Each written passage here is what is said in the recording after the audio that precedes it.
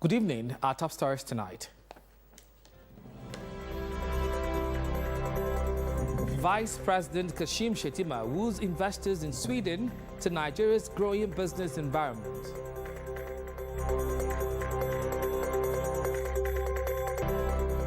Federal government advocates integration and adoption of national vehicle registration with global VIN databases, sensitizes Southwest Zone in Lagos.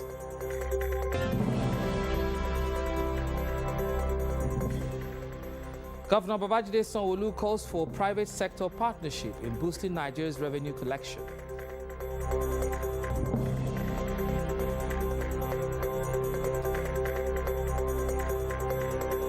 On the foreign scene, Hamas confirms killing of leader Yahya Sinwar as President Joe Biden seeks ceasefire.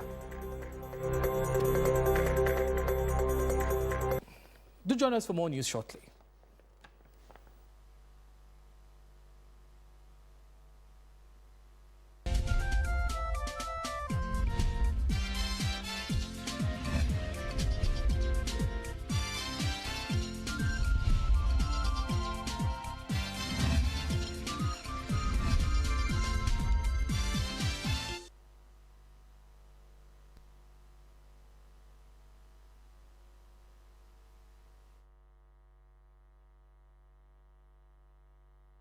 Many thanks for joining us. I am Joshua Murakinyo.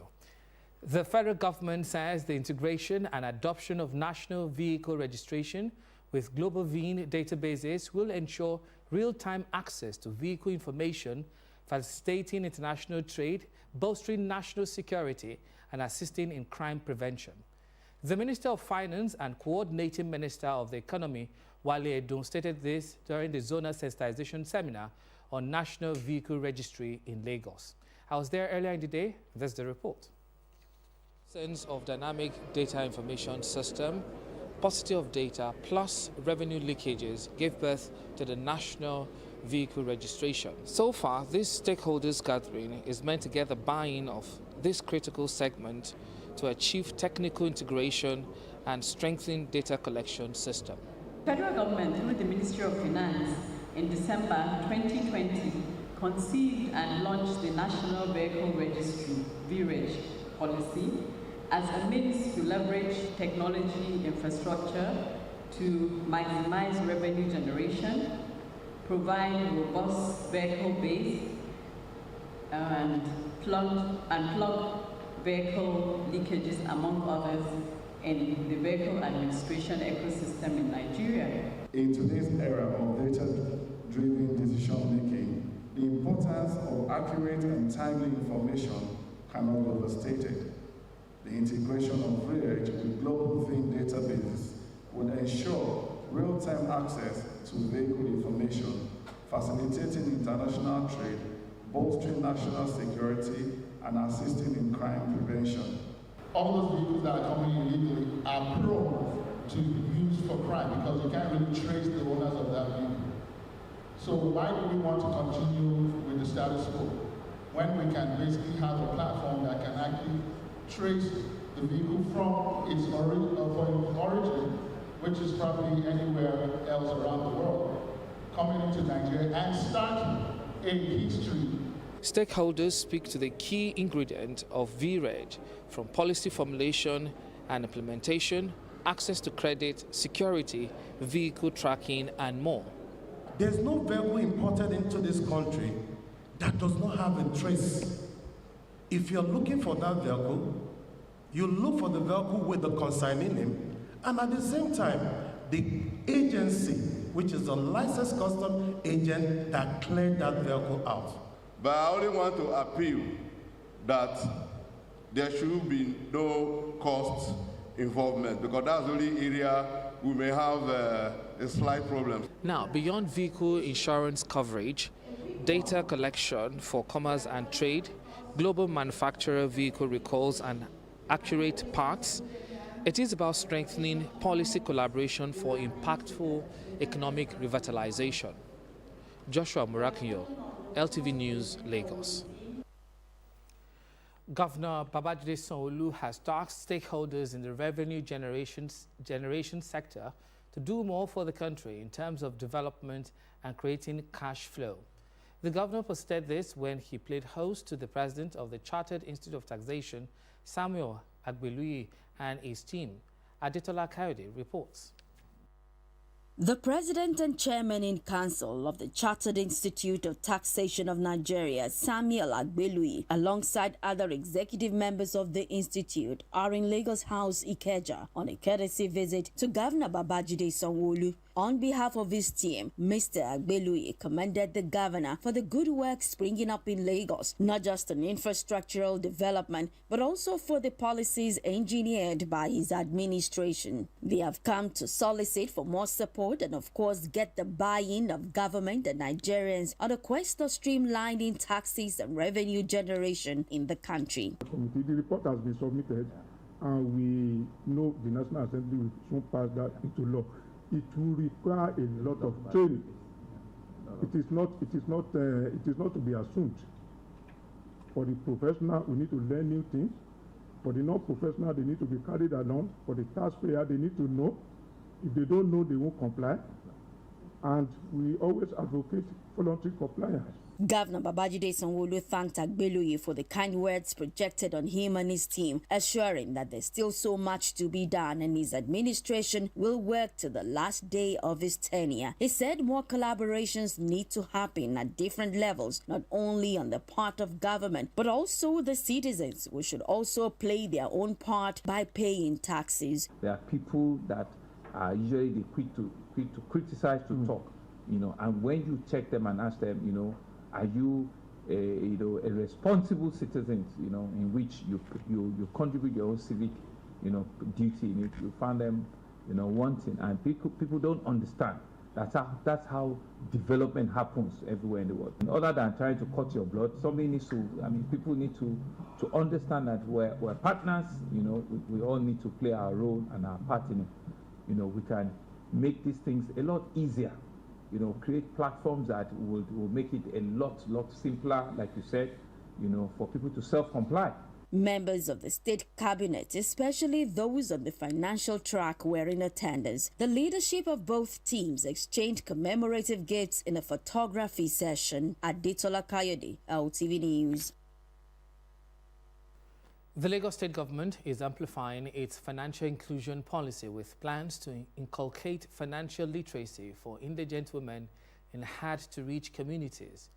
The special advisor to the governor on sustainable development goals, Oluwafini Awokoya, says the first phase of the intervention, which targets 100 women per community in 14 local government areas of the state, is an integral part of meeting sustainable development goals. Bank account. That means that when payments are to be made for them and to them, they often leave bank accounts belonging to other individuals. Regardless of who the individual is, whether a child or a husband, the money sometimes does not get to the owner of the money. Therefore, apart from letting them know, teaching them about money, about finances, it is an opportunity for them to also open accounts. Also remember that we're going with NIMSI. NIMSI will register for NIN. Fini Awokoya thanked those already partnering with government, calling on others to join the quest of bridging the human capital development gap for women, especially in underserved communities. First instance, and this program will run over 2 rounds. In the first instance, we're going to have 100 women per community. Community, not local government. The theme of the project is promoting human capital development in Lagos State through advocacy for women's financial inclusion in hard-to-reach communities and increased awareness of data's role in delivering better HCD outcomes. Now, the Deputy Governor of Lagos State, Dr. Obafemi Hamzat, said there must be strict legal and compliance procedures in artificial intelligence, just the way it is with the Global Data Protection Policy. Dr. Hamzat, who led the Lagos State government team to the technology conference in Dubai, says that laws should be made with regard to standard protocols on artificial intelligence, just as it is with data protection, adding that there should be the removal of biases in all the operations of AI. During his panel session on funding tech startups in Africa, the Lagos State Commissioner for Science, Technology and Innovation, Tubosun Alake, harped on education, training, research and development as panaceas for higher technology penetration in the continent. He said the Lagos State government under Governor Babajide Sanwo-Olu developed a working model to harness the numerous talents and potential abounding in the state through several initiatives. Governor Babajide Sanwo-Olu has reiterated his administration's commitment to offering a business-friendly environment by promoting and supporting alternative dispute resolution mechanisms. At a stakeholders summit, Sanwo-Olu noted that ADR will strengthen peaceful coexistence and cooperation among communities. Magbujosu reports. Commercial disputes have consequences on government policies, business and economic environment, and the country as a whole, where courts are congested with various cases requiring prolonged period to determine such cases. To reduce the burden on judges, legal luminaries gathered to reflect and engage in strategic conversations on how alternative dispute resolution can transform conflict resolution in Nigeria and beyond. Traditional court proceedings, though vital for the administration of justice, often face the challenge of backlogs, prolonged timelines, and high costs. This is particularly detrimental to commercial entities, where protracted legal battles can stifle business operations and erode the confidence of investors. I'm not oblivious of the challenges associated with operationalization of ADR dispute, despite the benefits arising therefrom. The challenges stem from the reluctance of parties and legal practitioners alike to embrace ADR as a viable alternative to litigation, as well as concerns over enforceability of settlement agreements arising from ADR proceedings which will still end up in court. Speaking on the theme, ADR as a panacea for speedy resolution of commercial disputes and enhanced access to justice, Governor Babajide Sanwo-Olu, represented by Secretary to the State Government, Abimbola Salu Hundeyin, emphasized the importance of ADR to commercial transactions and socio-economic activities for sustainable development of the state. Effective dispute resolution is not just a matter of justice. It is also a catalyst for economic growth. A strong and efficient dispute resolution framework builds confidence among local and foreign investors. It improves the ease of doing business and ultimately supports sustainable development. First, what ADR does is that it's cost effective. If you go through the court system, you have to pay court fees, you have to do this, you have to get a counsel, and it's not a win-win situation for you. But if you go through ADR, it's less expensive, it's not time consuming. The beauty of it all is that now we leverage on technology. The annual Multi-Door Courthouses and Alternative Dispute Resolution Stakeholders Summit focuses on the role of technology in reshaping ADR, including innovations such as online dispute resolution, artificial intelligence, and digital mediation platform. Magbujosu, LTV News. Now, the Lagos State government is set to translate existing state laws from English into Yoruba language through technology for the translation process. This is to ensure inclusivity, access to justice, as well as enable residents at the grassroots to comprehend and comply with the laws governing the state's affairs. The report. Yoruba Language Preservation and Promotion Law of Lagos State 2018, the Lagos State government, through its Law Reform Commission, organized a one-day stakeholders meeting on People Perception Survey on translation of the state laws into Yoruba language. Addressing community heads and other relevant stakeholders, the Commission's Executive Secretary, Nini Lomo Bashar, emphasized the importance of the survey as it tends to create awareness for the translation of the law. Translated into the local languages in Lagos, Yoruba in the first instance, that the laws would be more accessible, the citizens would be able to comprehend the provisions of the law better, and there would be voluntary compliance with the laws. In the first instance, we are translating to Yoruba language.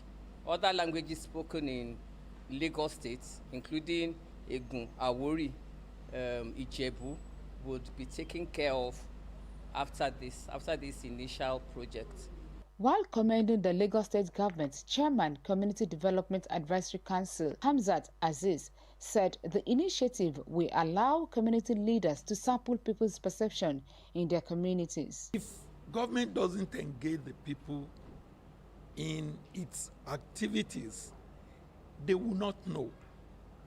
The essence of this engagement is to enable the people to be aware and to get the law disseminated to the grassroots for our people to know what government has in mind and what the law is saying. It's all about seeking the perception of the citizens on this bold step, this giant step of the state government towards translating our existing laws into Yoruba language. We have people that the government is set to send out to go and get survey, to go and get data, to go and get the perception of the people, the Lagosians that these laws are meant for. How do they feel this step that the government is about taking? It is expected that these community heads will be equipped with the right skills to communicate government actions, where citizens of the state can have access to the law in Yoruba language for easy comprehension and to comply with the law and order of the state. Maugbi Jasu, LTV News. The Lagos State Head of Service, Olabode Aguru, has unveiled activities lined up for the year 2024 Public Service Week. Speaking at a press briefing, the Head of Service says the week-long celebration holds immense significance to celebrate, recognize and appreciate the invaluable contributions of public servants. I reiterate that Mr. Governor's commitment to prioritizing staff matters by granting approval to celebrate the year 2024 Public Service Week in recognition of the significant contribution of public servants to the numerous achievements of this administration. I assure you that Mr. Governor will roll out more incentives for public servants that will make us celebrate even more. On this note, let me heartily congratulate public servants for being part of another week-long Public Service Week celebration, which promises to be fun-filled, while commending members of the organizing committee for the various interesting programs and events put together to commemorate this week. The HOS adds that the choice of the theme of this year's celebration, which is fostering innovation amid global challenges, public service perspective, is to celebrate the commitment, professionalism and dedication demonstrated by public servants. Events for this year's public service will go as follows. On Monday, the 21st of October 2024, there will be a health screening stand for public servants. The Adeyemi Bere Auditorium will host the annual public service lecture from 10 a.m. to 12 p.m., followed by the Long Service Merit Award ceremony. Alasa's Got Talent Series 4, where public servants across the state come together to showcase their skills and talents in dancing, mimicry, debate, eating, amongst other things, will be hosted on Wednesday, the 23rd of October 2024. On Saturday, the 26th of October 2024, we'll host the Walk for Fitness by public servants, starting at exactly 7 a.m. The #1 public servant also commends the commitment of the Lagos State Governor in prioritizing staff matters among other welfare initiatives. still ahead. House of Representatives assures of legislative intervention to curb environmental and economic sabotage caused by oil theft. That's in a moment, to stay with us.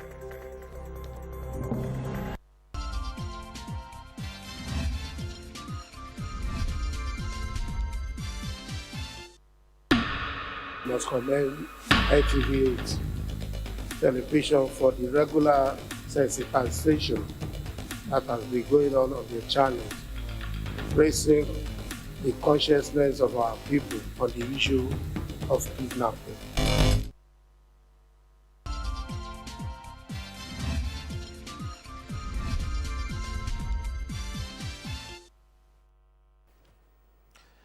Welcome back.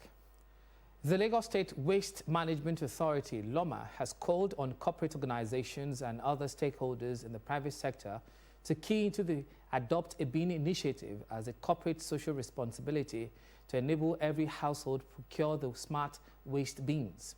Managing Director of the agency, Muyiwa Agbadegeshin, at a stakeholders forum, while reiterating the government's commitment to providing an efficient waste management system, disclosed that the state government plans to acquire 100 CNG trucks for PSP operations.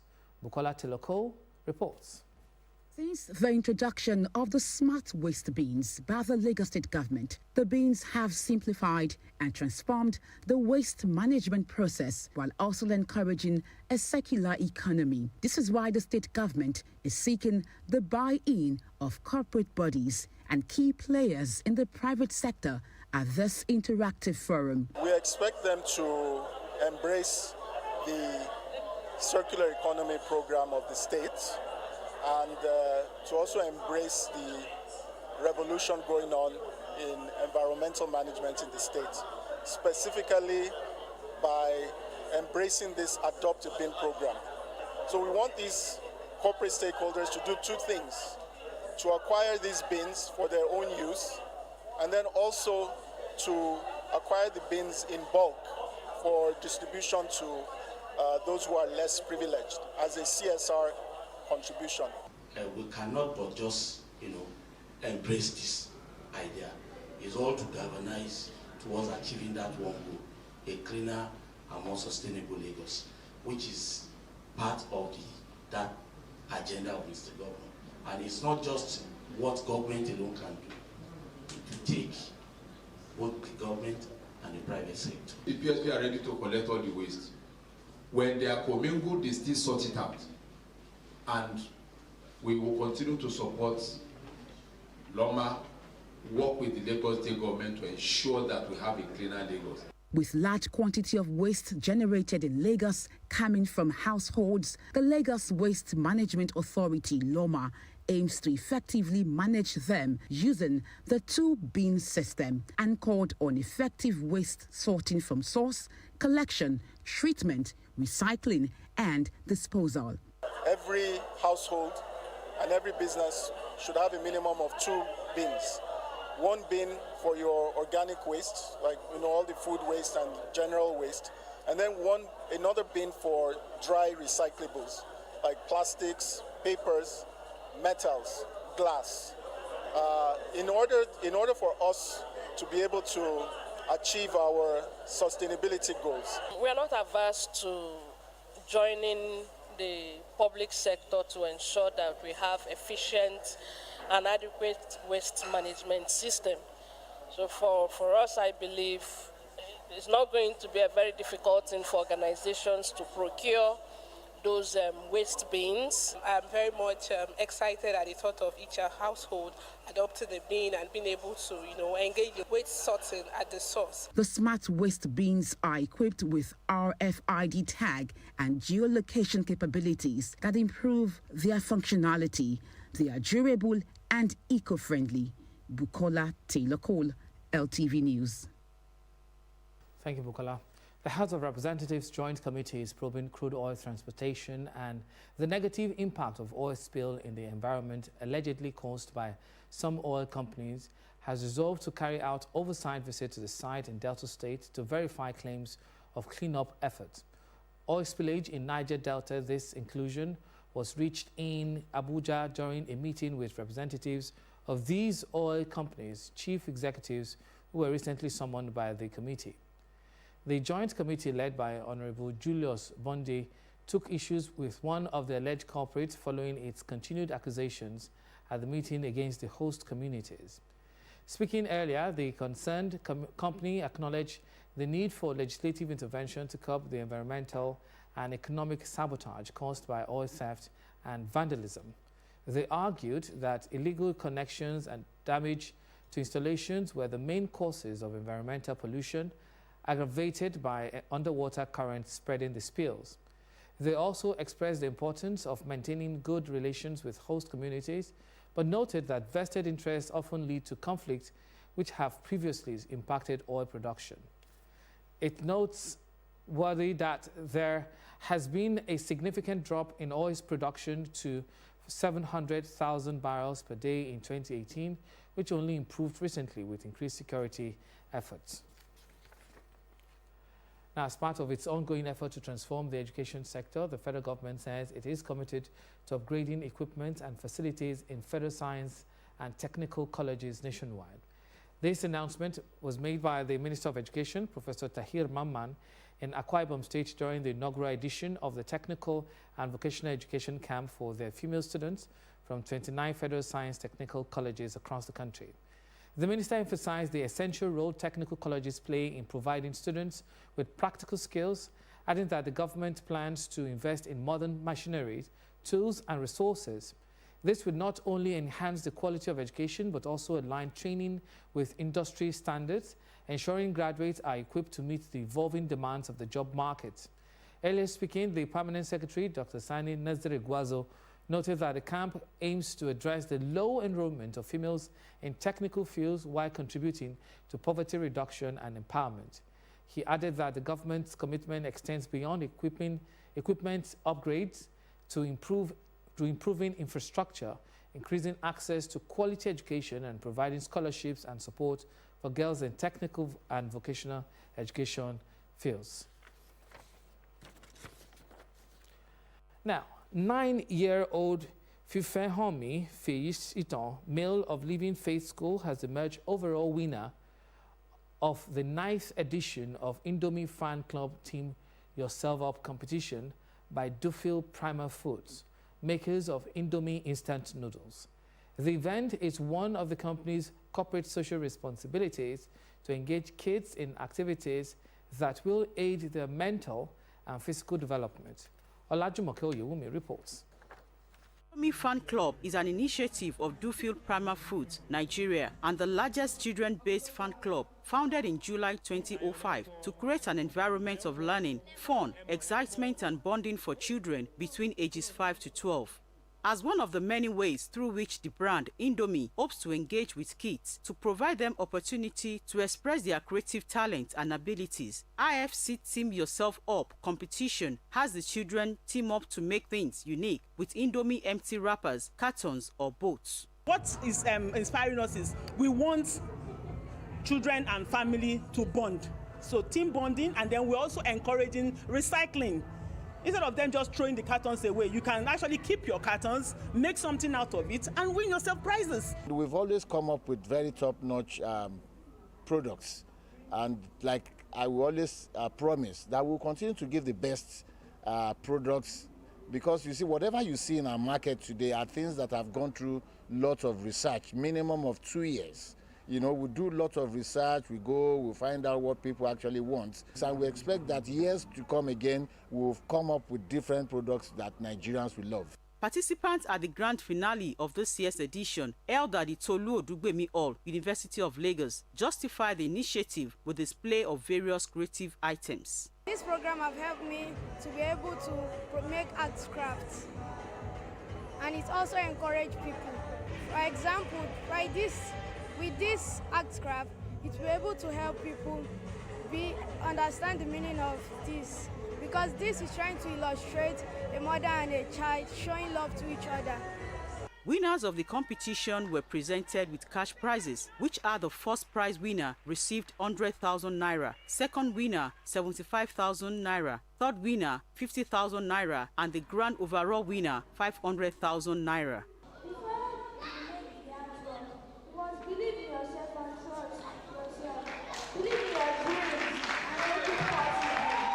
In addition to the cash gifts, management of Dufil Prima Foods says the grand overall winner, Fifehanmi Fiyishiton, will also be given a pack of Indomie for the next 1 year, as well as 5 cartons of Indomie for each participant at the events.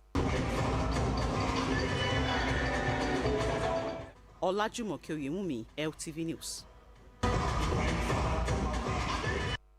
Islamic clerics have called on Muslims to imbibe the character and teachings of the Holy Prophet Muhammad. The clerics say total emulation of the Prophet's belief is to ensure sustainability and peaceful coexistence. Ikorodu Bureau Chief Adesegun Igop reports. And peaceful coexistence, Muslims across the country have been urged to rededicate themselves to the teachings of the Holy Prophet Muhammad, utilizing the commandments from the Holy Quran. Sheikh Said Olurotimi and other scholars say emulating Prophet Muhammad in all aspects of his life is a guide towards ensuring peaceful coexistence amongst all. The Prophet ﷺ, as a last final legislative prophet, exemplified the most excellent moral qualities. We need to learn the lesson of self-reliance, we need to learn the lesson of contentment, we need to learn the lesson of resilience, abstinence from corruption. They asked both Muslim leaders and followers to reflect on their actions and redouble their efforts in selfless service in all phases of life. The teaching of the Prophet say that every Muslim should uphold the principle or the precept of moderation at all times. At all times, it has nothing to do with whether you are comfortable or not, because it is moderation that sustains economic growth. The Prophet, as he was the best demonstration, the best expression, the best manifestation of every good thing in the Holy Quran. When you talk of economic management, the Prophet Muhammad ﷺ was the best of example, to the extent that he was nicknamed Al-Amin, the trustworthy one. Youths were also encouraged to emulate Prophet Muhammad's virtues of love, compassion, tolerance, and promotion of harmonious subsistence. Let us teach our youth to be moderate, to obey their parents, believe there is God. Life is just ephemeral, it's a journey. Whatever God has ordained will come to pass. You cannot jump the steps of life. I believe whatever we do, once we are able to follow the guidelines, lay down the principles of the Holy Prophet Muhammad, we will not have any problem. We will not have any issue. We will live a peaceful and righteous life. To this end, complete submission to the virtues of the Holy Prophet Muhammad provides an opportunity for Muslims and non-Muslims to put behind issues causing disunity, strife, and despair in the country. Adesegun Igop, LTV News. Thank you, Igop. If you're just joining us, you're watching Lagos Television News at 8. Coming up, Vice President Kashim Shettima woos investors to Nigeria's growing business environment. That's in business news. Do join us again.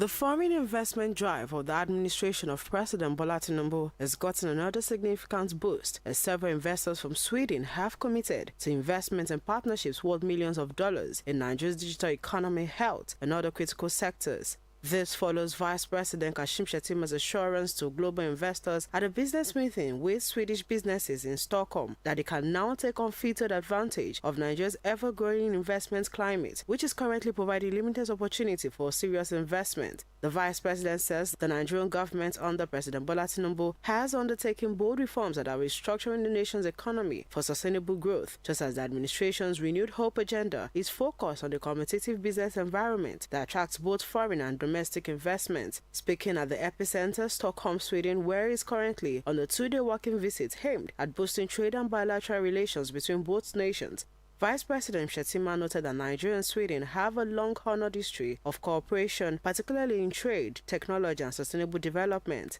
identifying digital economy, agriculture, and renewable energy as global priorities and the direction in which Nigeria is headed. The Nigerian Vice President says these sectors are crucial to addressing pressing global challenges such as food security, climate change, and economic growth. Welcoming the Vice President earlier, Adgar Luka, Chairman, Partner, and Head of Advisory, Epicenter Sweden, noted that the future is digital and sustainable, assured that the Epicenter is ready to engage not just in words, but in action. According to him, through collaboration, both countries can build a stronger economy, create jobs, and most importantly, ensure a future for the generations to come.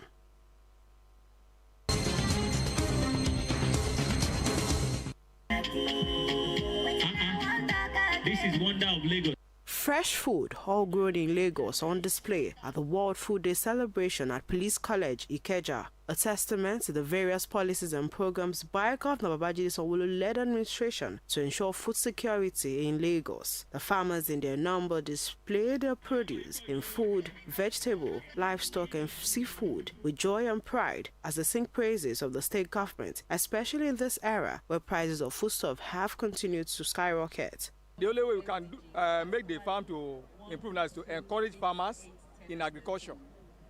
Let them be encouraged. Let them be given fertilizers, farming equipment, tractors to work on their farm, and make land available for them to farm. Then the security issue must be properly taken care of. It's good. The government should not stop it. It's very nice and it's very good. I want to thank Daddy Sanwo-Olu for all this program that is host for us. We want government to be continue this program so that we can introduce our products. For the state government, challenges facing these farmers will continue to be addressed, and focus will be on strengthening the agricultural value chain to reduce food prices, develop an effective food reserve system, and ensure food sufficiency. Collaboration with the World Bank on projects like the agro-processing productivity and enhancement and livability improvement support, which is called the Appeals Project, the Lagos Cares Project, and so many others, are projects that are enhancing our ability to deliver on infrastructure. They are enhancing and improving access to market, and they are also helping to reduce post-harvest losses from our various farming communities. We believe all these interventions will help greatly thousands and thousands of farming households. Let us continue on this path together, one that will reestablish agriculture as the foundation of Nigeria's economy. This sector has played a vital role in Lagos' remarkable growth of providing employment and drive economic expansion. At the end of the parade, Apapa local government emerged best local government, Olaitan Olatunji emerged best crop farmer, Ewikorodo Poultry Estate emerged best farm estate, Ekwe local government emerged best fish farmer, and GPS NDE Agbowa emerged best farm settlement in Lagos. Omoumi Okewo, LTV News.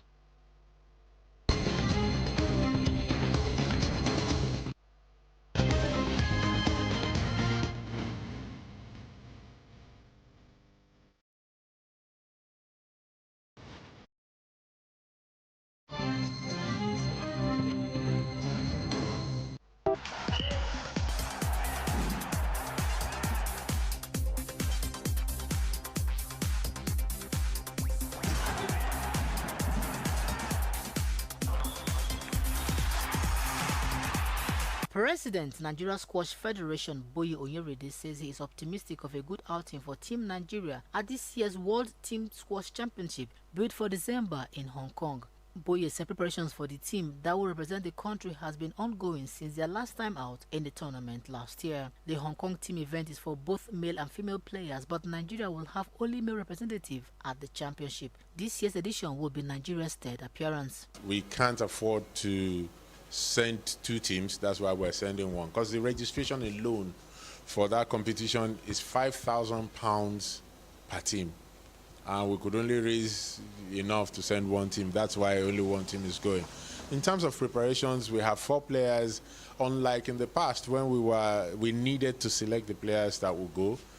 At this time around, we're only sending our best players, and they have distinguished themselves over the years, so it's not a problem at all. It's just getting them to train and keep themselves in readiness for the championship. 3 of them will be training together in the US, and hopefully Gabriel will get his visa as well, and he can also join them. So the 4 of them will train together under a very good training environment and be ready for the tournament at that level. Boye Oyerede has rated the performance of his board high in terms of the growth of the game in the country, but admits more work needs to be done to take squash to an enviable height in the country. In whatever you do, there's always room for improvement. We've this year, I think this is the first time we're running 2 or 3 tournaments the same year, apart from the closed satellite tournaments, which shows growth. Because and then also we had the Olusegun Obasanjo tournament. PSA has doubled the ranking points, so instead of 50 for the winner, now is 100. So it's helped us really grow. If you look at the ranking for the players, I believe that for the first time 2 of our female players are in the top 100 in the world right now, which is really good for us. He speaks on the state of facilities in the country. As we speak, Ikoyi Club, I believe, is rounding up the installation of their courts. Ikoyi Club is changing all their floors. So, you have 7 standard international courts, imported floors for Ikoyi Club, and they have 6 singles and then 1 doubles court. So we can host any competition at all. Global competition, having foreign players come in and play to WSF standards. I know of recent also Kwara just completed the construction of the squash facility with 8 courts as well, and other courts have been renovated over the country. So we're happy that the facilities are increasing in number. It's slow, but yes, it's happening, and our players have more places to train. Next for the Federation is the African Squash Championship in Namibia from November 18th to 25th.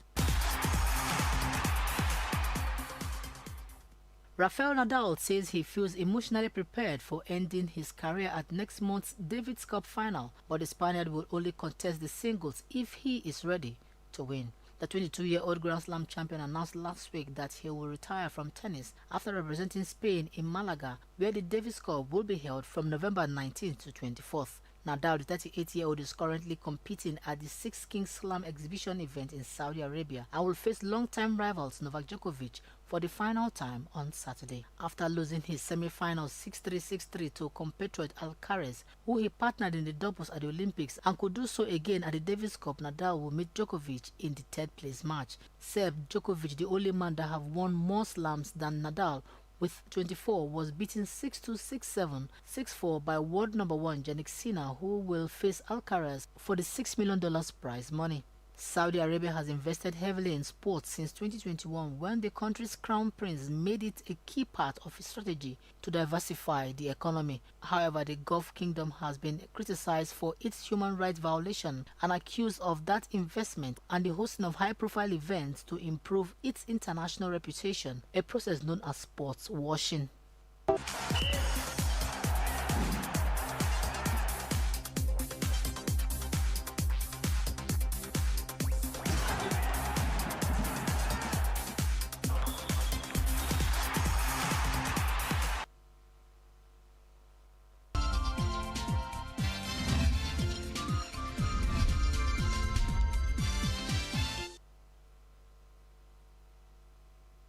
Welcome back on the foreign scene. A senior Hamas member has confirmed the leader, Yahya Sinwar, has been killed in combat, but says his death will only strengthen the group. Sinwar, who topped Israel's most wanted list, was a key figure behind the 7 October attacks and was killed after Israeli troops attacked a building in Rafah. Israel's Prime Minister Benjamin Netanyahu, however, says the Hamas leader's death does not mean the end of the war in Gaza. This is as Hamas-run health ministry in the territory says 42,500 people have been killed there since Israel began its military offensive. Meanwhile, U.S. President Joe Biden earlier said that the killing of Hamas leader Yahya Sinwar in Gaza raises the prospect of a ceasefire in the year-long war. He says while there is a possibility of working towards a ceasefire in Lebanon, it will be harder to achieve in Gaza. He made the comment during his one-day visit to Berlin, where he held talks with German Chancellor Olaf Scholz, French President Emmanuel Macron, and British Prime Minister Keir Starmer. Let's take a look at tomorrow's weather forecast.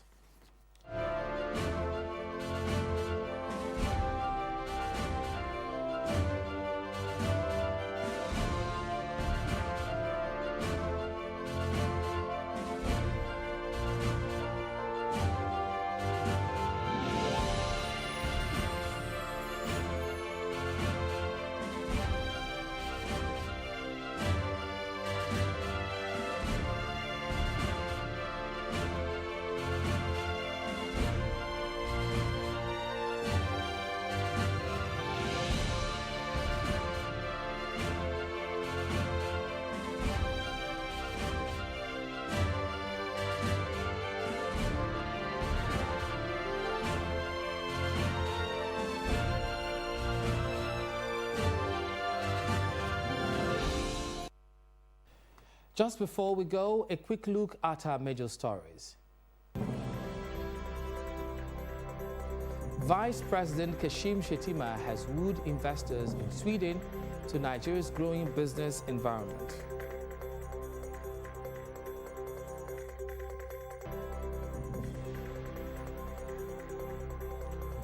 The federal government has advocated for integration and adoption of the National Vehicle Registration with global VIN databases as it sensitizes Southwest Zone in Lagos.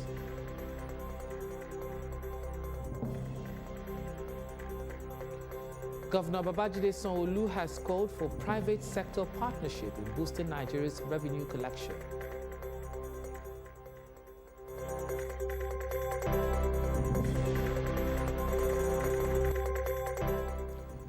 On the foreign scene, we told you that Hamas has confirmed the killing of their leader Yahya Sinwar as President Joe Biden seeks Israel-Lebanon ceasefire.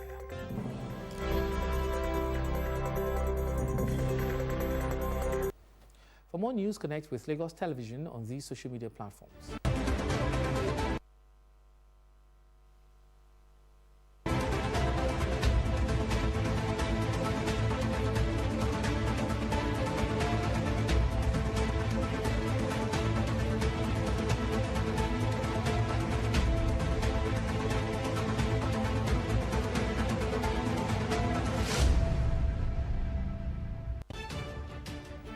And a parting shot tonight. The beautiful thing about learning is that no one can take it away from you.